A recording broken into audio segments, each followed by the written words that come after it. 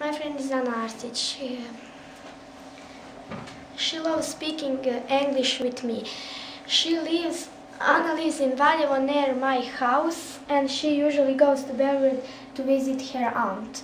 She loves pets, dogs, and her sister.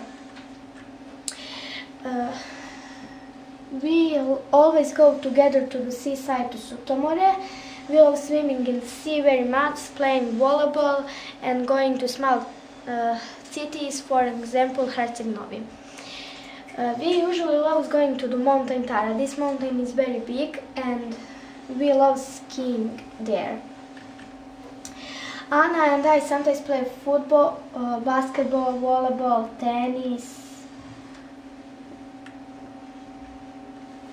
On holidays we are always together. Even before Christmas we are together, and we are together the summer and winter holidays as well, and we always have great time.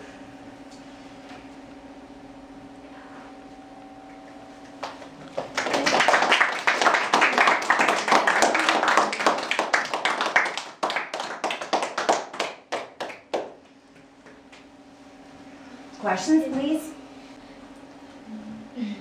What is her favorite school subject?